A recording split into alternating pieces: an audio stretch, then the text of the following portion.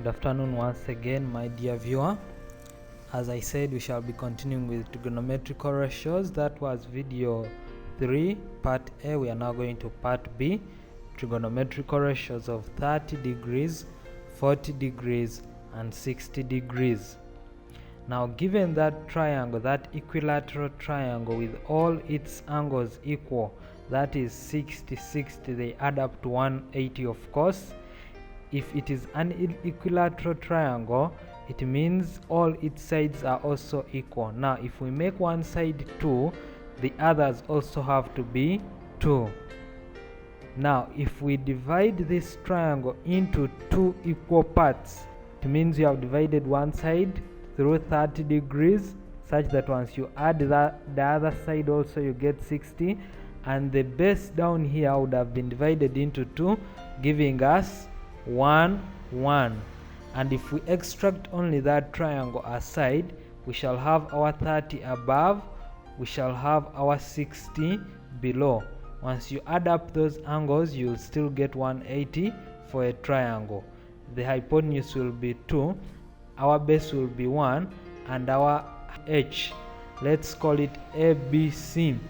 Now, if we want to find the value of h from Pythagoras theorem, we find out that h squared, which is the height, plus the base squared 1, gives us the hypotenuse squared 2.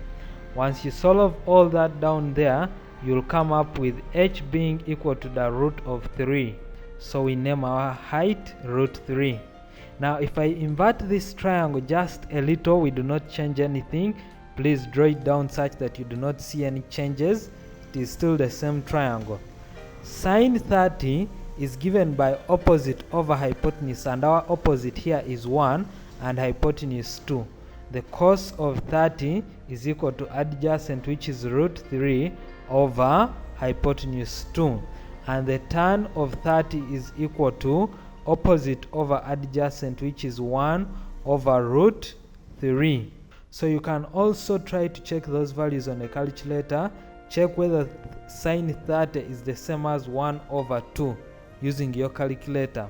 So once we rationalize the 1 over root 3 for tan 30, you'll come up with root 3 over 3. That is for 30.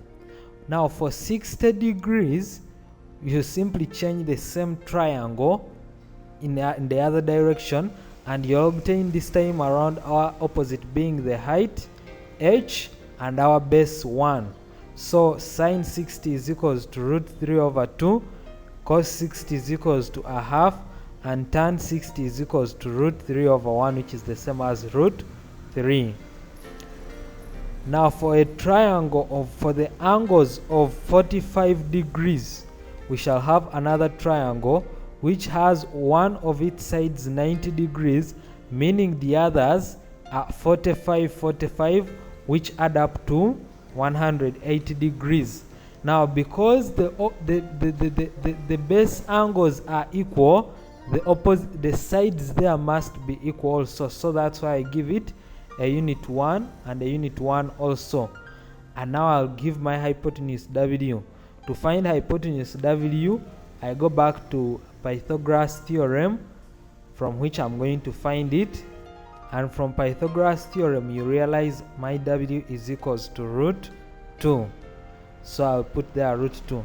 Now, if I want to get angles of 45, I'll take any angle there of the two 45s. So my opposite is the same as the adjacent, which will be 1, 1. What is changing is my hypotenuse. So sine of 45 is root 2 over 2. Because I've rationalized, cos 45 is the same thing. So cos 45 must be equal to sine 45. Please check that out on your calculator. What changes here is tan 45. Take note of these trigonometrical ratios. They are our base for other concepts. Thank you.